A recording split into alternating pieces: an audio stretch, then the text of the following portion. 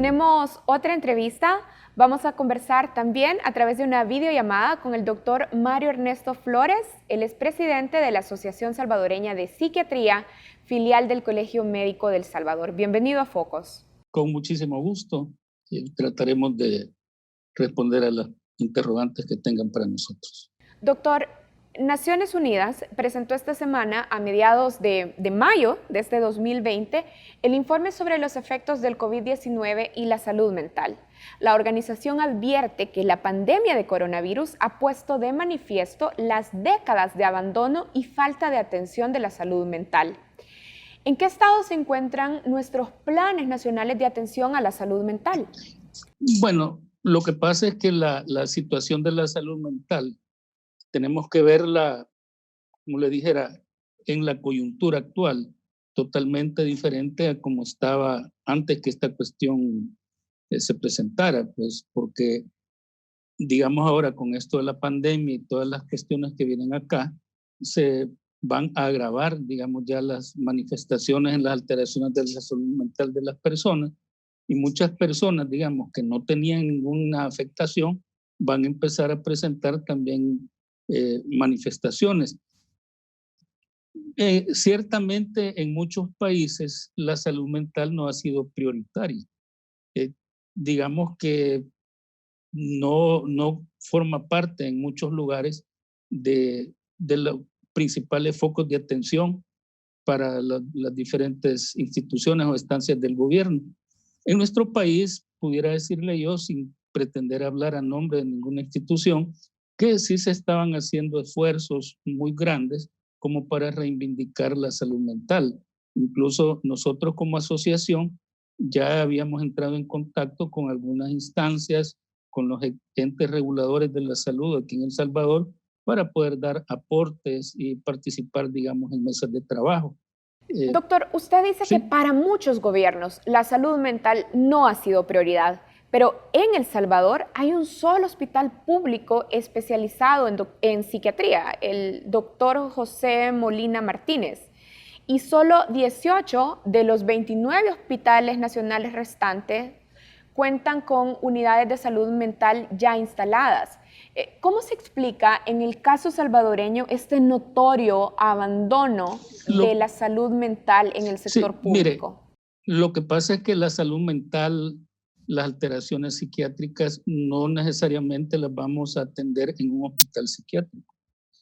Aquí en el país hay dos hospitales estatales, uno del Ministerio de Salud Pública y otro del Hospital Psiquiátrico, del Instituto Salvadoreño del Seguro Social, que tienen, digamos, capacidad instalada de camas limitada, obviamente. Lo que pasa es que desde los años 90, digamos, la psiquiatría ha propugnado por romper, digamos, el paradigma, el estigma de los hospitales psiquiátricos, del tratamiento asilar de las enfermedades psiquiátricas. Entonces, aunque ciertamente solo hay un hospital público, digamos, para la atención de las enfermedades psiquiátricas, no necesariamente eso significa que la atención en salud mental esté, digamos, en ese abandono. Es decir, vaya, porque la idea desde aquel tiempo, desde los años 90, es que cuando un paciente requiere hospitalización, desde el punto de vista psiquiátrico, pueda ser manejado por médicos psiquiatras destacados en hospitales generales. Lógicamente no tenemos una cobertura total, no tenemos una cobertura amplia, pero esfuerzos pudiera decirle yo que sí se están haciendo. Ahora, la salud mental en El Salvador está concentrada en el segundo y el tercer nivel, pero ¿qué hay de la prevención? Lo que pasa es que el primer nivel de atención es precisamente el nivel de la medicina preventiva, y en muchas instituciones o en muchas instalaciones de las principales entidades que manejan aquí la salud pública se tienen equipos de salud mental. Los equipos de salud mental trabajan en la promoción, protección y prevención de las alteraciones emocionales. Ya lo que es segundo y tercer nivel es tratamiento propiamente dicho. Claro, como le decía hace un momento, falta mucho por hacer, vaya, pero ciertamente sí se ha estado tratando, o las instituciones han estado tratando de fortalecer lo que es la atención a nivel de prevención, a nivel de protección de la salud mental.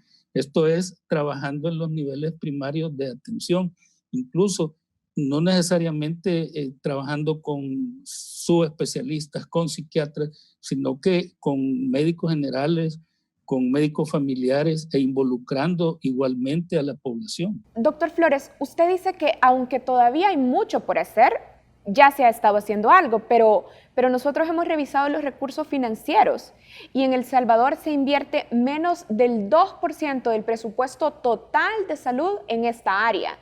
Y casi toda esta inversión se la lleva el presupuesto del hospital psiquiátrico. Hablando de recursos humanos, de acuerdo con el Ministerio de Salud, solo hay 66 especialistas de salud mental para toda la población. Y en el caso del ISSS son 50 especialistas. ¿Cómo afectan estas condiciones al Estado y el acceso a la salud mental de los salvadoreños? Sí, vea, repito, yo no estoy en condiciones de hablar en nombre de ninguna institución. Sin embargo, pues sí puedo contestarle que el psiquiatra, el especialista, no necesariamente va a atender a toda la población, sino que se trabaja, digamos, con redes de apoyo. Por ejemplo, el psiquiatra puede estar en tercero, en segundo nivel, y de segundo nivel se trabaja con equipos de salud mental que van a estar ubicados, digamos, en las unidades de salud o en los centros de atención de salud familiar o en las unidades médicas del Seguro Social, en las unidades comunales del Seguro Social. Es decir, psiquiatras profesionales en psiquiatría, pues usted ya dijo la cantidad, digamos, no todos trabajan o no todos trabajamos en las instituciones. Quizás la cantidad de psiquiatras aquí en el país serán unos 150, que lógicamente no pudiéramos atender a toda la población. Entonces, por eso se trabaja en base a redes, es decir, equipos de personas que van a ser capacitadas para trabajar en apoyo de la salud mental. Eso es lo que se hace en este y en todos los países. Ahora, el número de psiquiatras por habitante obviamente no es el ideal. Estamos bastante lejos de eso. Otra cosa, digamos, es el cambio generacional en lo que es el personal de psiquiatría. Sin embargo, ya las instituciones educativas superiores en nuestro país, que junto con las mismas instituciones prestadoras de servicios, están formando profesionales en psiquiatría, así como en otras especialidades del Seguro Social. Y ya hay, digamos, una proyección para que en cierto número de años ya los profesionales, los psiquiatras, ya puedan dar una mayor cobertura a las diversas áreas de nuestro país. Que haya áreas que en este momento no cuentan con psiquiatras, es cierto, porque así como en la mayoría de las especialidades médicas, la mayoría estamos concentrados en San Salvador. Doctor, ¿cuáles son las demandas urgentes que deben atenderse independientemente de la pandemia para fortalecer la atención pública de calidad a la salud mental? Bueno, para eso tendríamos que conocer nosotros cuáles son las patologías más frecuentes desde el punto de vista de salud mental o los problemas psicosociales, no necesariamente patologías, problemas psicosociales. Entonces ahí tendríamos a la cabeza los trastornos mentales del comportamiento secundarios al consumo o uso de sustancias adictivas, por ejemplo, alcoholismo y otro tipo de farmacodependencia. También tenemos otro problema muy alto aquí en nuestro país, que es la violencia intrafamiliar, digamos el abuso infantil, el trabajo infantil. También tenemos grupos de personas vulnerables que de alguna manera pues no reciben la atención que deberían. Entonces, digamos que las baterías de la salud mental deberían y están orientadas a atender ese tipo de circunstancias psicosociales que se dan. También tenemos una tasa elevada de suicidio. No es la mayor del mundo, por supuesto, pero sí tenemos una tasa de suicidio mayor que la tasa mundial de suicidio. Entonces, también tenemos otro problema aquí, que es la violencia social. Independientemente de esta crisis que nos está agobiando, usted sabe que El Salvador siempre ha sido un país con un nivel de violencia social elevado. y ahora estamos en un nivel elevadísimo, elevadísimo. Y eso tiene sus consecuencias en la población joven. Por ejemplo, los adolescentes que son estigmatizados, se criminaliza un sector de la población. Digamos que una persona joven ya empieza a generar hasta algún grado de suspicacia en la población. Entonces, esos son los problemas por los que nosotros estamos pasando acá, estas situaciones psicosociales. Usted dice que un problema grave que tenemos es el de la violencia social que afecta sobre todo a los jóvenes. ¿Qué necesita cambiar en nuestro sistema de salud pública para ofrecer atención adecuada a este problema psicosocial? Pues en primer lugar tendríamos que buscar nosotros cuál es el génesis de la violencia, qué es lo que origina la violencia. No es una, como le dijera, una causa única, porque pueden decir que es producto de la posguerra, que pueden ser por la migración de los padres, puede ser por la fragilidad del sistema escolar, puede ser por la falta de valores y principios en las personas. Entonces, no va a ser una sola cosa, sino que todo esto incide. Entonces, digamos, son problemas multifactoriales. Digamos, la violencia social, como hemos dicho, que va, como le dijera, formando parte ya de la rutina de la vida de las personas. Digamos, personas que nacen, crecen y viven en ciertos entornos donde la violencia es parte ya de su devenir, todos los días. Entonces, ¿qué tendríamos que hacer? Primero, identificar cuáles son esa variedad de factores y empezar a tratar de prevenir. Pero este trabajo de prevención, que esfuerzos se pueden estar haciendo, tiene que ser enfocado, digamos, en la niñez, en la adolescencia. Porque, digamos usted, ¿qué es lo que quiere prevenir?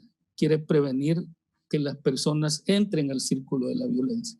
Entonces tendríamos que empezar a trabajar con niños, con adolescentes jóvenes, probablemente antes de que estas personas entren al círculo de la violencia. Bueno, vamos a hacer una pausa. Cuando regresemos, continuamos con esta entrevista.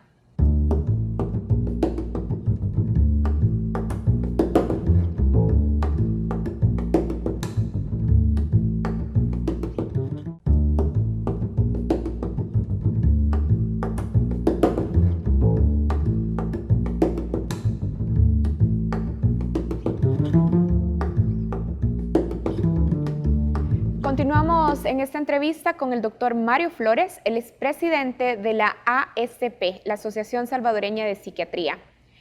Doctor, la ASP, que usted preside, como decía, también ha advertido que la información poco veraz, inoportuna, con datos contradictorios y dispares, incrementa el riesgo de padecimientos emocionales. ¿Qué otros factores de cómo se ha manejado la emergencia podrían también estar dañando la salud mental de los salvadoreños? Bueno, mire, la salud mental de todos nosotros se está viendo afectada y hay una razón, porque esta cuestión por la que estamos pasando es universal. Esto nos afecta a todos, de una manera o de otra. Unos la vamos a vivir de una forma, otros de otra, y nos está afectando. Ahora, sí, digamos, la información, como usted lo ha mencionado, es una manera de agravar, digamos, porque muchas veces por esta situación, entonces las personas empiezan a, como le dijera, a magnificar o a ver, digamos, de una forma de calamidad todo lo que está pasando, sin pretender minimizar esta situación que es bien delicada. Ahora, tal vez una de las cuestiones que pudiéramos decir es la incertidumbre sobre cuál es el rumbo que las cosas están tomando. Decir, mire, ¿cómo se está manejando? Ahorita estamos en una cuestión de distanciamiento social, de aislamiento, que venga de donde venga, lo ha impuesto quien lo ha impuesto, lo aceptemos o no lo aceptemos, pero es una cuestión que está. Entonces, este aislamiento social, este apartarnos, este no poder compartir con otras personas, sí está teniendo un efecto en todos nosotros.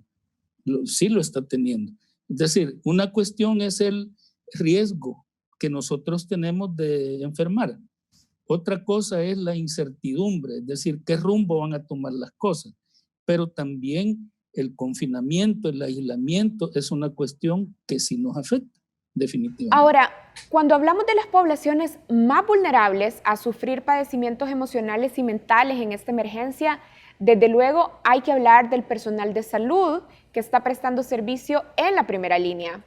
¿Qué condiciones debe ofrecerles a ellos, a los trabajadores de salud del Ministerio de Salud, para cuidar su salud mental? Fíjese que ciertamente en cualquier desastre, terremoto, incendio o algo como lo que estamos pasando, una de las poblaciones más vulnerables, una de las poblaciones de riesgo, son los trabajadores de salud, principalmente aquellos que están en la primera línea de atención.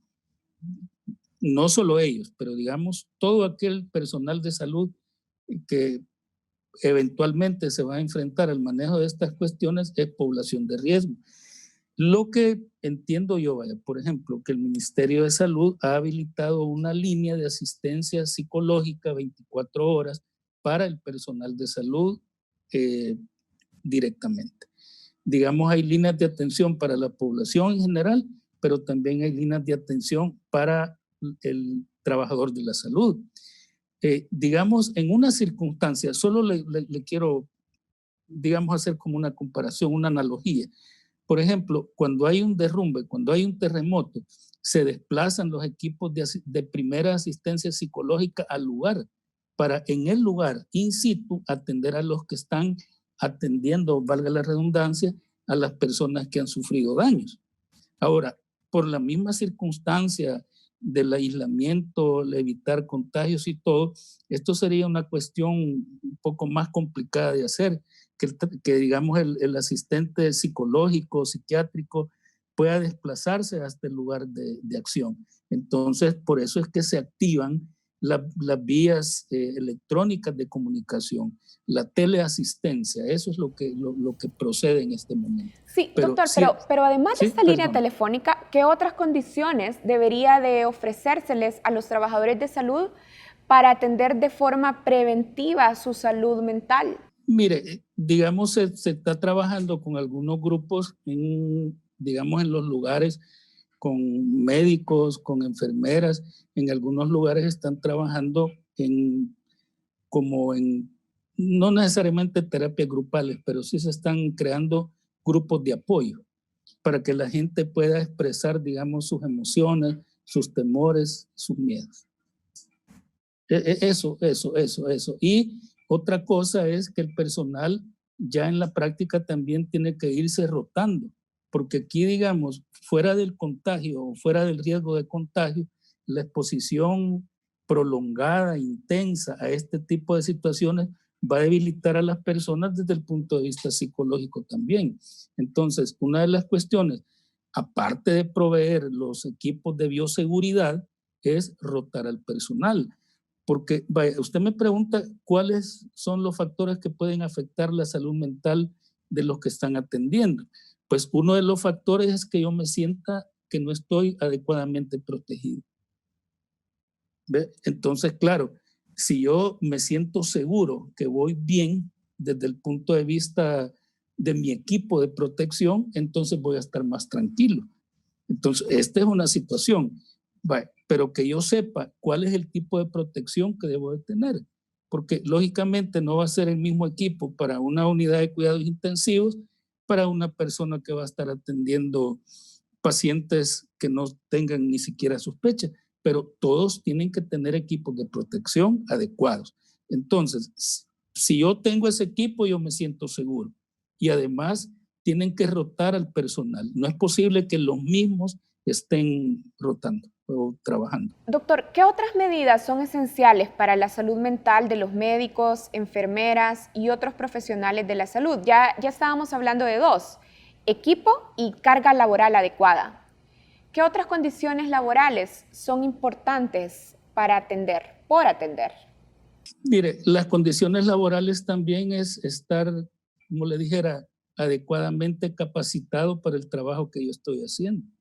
Es decir, porque si yo me siento capaz, yo me voy a sentir seguro, porque no voy a andar improvisando.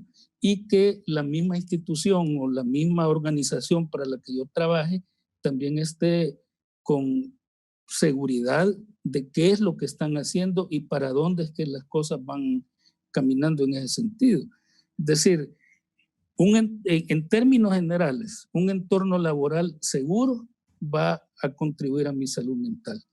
Entonces, aquí van a haber cosas personales, por ejemplo, que yo me sienta identificado con el trabajo que yo estoy haciendo, que yo sienta interés por el trabajo que yo estoy realizando, que el trabajo para mí sea satisfactorio. Eso es algo personal. Viene después lo institucional, que es proveerme de las herramientas necesarias para poder a realizar mi trabajo con seguridad, que yo tenga la posibilidad de aplicar las destrezas que yo tengo, que haya personal suficiente para poder rotarlo, que ya lo hablamos, que las personas sean proveídas de materiales de seguridad. Y también, digamos, que la gente tenga la oportunidad de expresar sus emociones, sus sentimientos o hasta sus inconformidades. Es decir, muchas veces lo que se recomienda, aunque no necesariamente haya un psicólogo o un psiquiatra presidiendo, pero que haya reuniones del grupo de trabajo para hacer catarsis, pero que también se puedan tomar opiniones y se puedan hacer cambios en las estrategias que están haciendo. Porque, vaya, uno de los problemas más grandes es cuando yo siento que yo no puedo aportar, que yo no puedo opinar, y que si yo opino, mi opinión no va a ser tomada en cuenta. Entonces, aquí se trata también de que las personas que están dirigiendo, digamos, el trabajo en un lugar determinado, escuchen y de alguna manera den la oportunidad o se permita efectuar algún cambio de estrategia producto del trabajo de campo que se está realizando. La ASP también ha publicado un comunicado en el que advierte que habrá un porcentaje de la población que va a desarrollar afectaciones emocionales que van a requerir de tratamiento especializado. ¿De qué tipo de afectaciones o padecimientos estamos hablando? La mayoría de la población va a tener manifestaciones como ansiedad, desesperación, preocupación, alteraciones del sueño, pero que van a ser de alguna forma autolimitadas. Pero se espera que haya un 5% de personas que sí van a requerir probablemente una intervención directa. Entonces, aquí tendríamos principalmente trastornos por ansiedad, consumo de sustancias, cambios en el carácter y trastornos del sueño. Ahora, lo que pasa es que la mayoría de los desastres a los que nuestro país ha estado sometido, todos, han sido limitados en el tiempo. Y entonces esto de la pandemia es algo que ya viene desde hace cuánto. Y entonces, entre más tiempo pase, mayor va a ser el efecto en la salud mental. Y entre más tiempo pase, más desesperanza se crea. Viene otra cuestión que usted la puede ver en la calle, la irritabilidad, el enojo, la rabia, digamos el deseo de querer descargar mi frustración en algo o en alguien. Entonces, mucha gente ya está o estamos, digamos, con un menor nivel de tolerancia, precisamente por la condición en que se está dando. Y entre más tiempo pase, mayores van a ser los efectos en la salud mental de las personas. Se nos está terminando el tiempo, pero le hago una pregunta final. Ahora, todo lo que está describiendo, trastornos del sueño, ansiedad, irritabilidad, es decir, son comportamientos que parecerían normales. ¿Cuándo podemos decir que ya cruzamos la línea y necesitamos buscar asistencia especializada? Incluso, ¿cómo nuestros familiares o las personas que están cerca de nosotros pueden identificar si alguien a su alrededor necesita asistencia especializada? Sí, fíjese que sí son, digamos, esperados, vaya, normales, esperados. Pero ciertamente, si yo insisto demasiado en que es algo normal, entonces la gente dice, pues si es normal, ¿para qué lo voy a consultar? Vaya, digamos, cuando la gente empiece, por ejemplo, a pensar ya en quitarse la vida, en causarse lesiones, en autolesiones, cuando digamos ya nivel de alteración del sueño tenga ya digamos un cambio bien intenso, digamos, en la actividad de las personas y tenga por lo menos una semana o más de estar con este problema. Cuando pierda interés en sus hábitos, cuando pierda el disfrute de las cosas, cuando se sienta que no vale nada o cuando sienta a esta persona que probablemente ya no vale la pena vivir. Entonces, en ese momento es que casi con seguridad esta persona necesita una intervención ya especializada para poder manejar esta cuestión. Ahora, yo sugeriría que no necesariamente tenemos que esperar a que las cosas estén muy mal para poder dar una llamada, para poder consultar, para poder hablar con alguien. Muchas veces con que alguien me diga a mí, mira, yo veo que estás cambiado o veo que estás más intolerante que antes, tal vez te conviene hablar con una persona, sería prudente hacerlo. Que haya un punto, una línea divisoria entre lo normal, lo anormal, lo esperado, lo que ya no es esperado, sería difícil pero digamos, como le decía, personas que se sientan ya sin esperanza, personas que sientan que ya no disfrutan, personas que ya no sientan placer de hacer las cosas, que sientan que no valen nada o que quizás no vale la pena vivir, ahí casi con seguridad que es una persona que está deprimida y sí necesitaría una asistencia profesional en ese momento. Bueno, quiero agradecer esta entrevista al doctor Mario Flores. Él es presidente de la Asociación Salvadoreña de Psiquiatría, una filial del Colegio Médico del Salvador. Muchas gracias. Correcto. Bueno, con todo gusto. Nosotros hacemos una pausa y ya regresamos.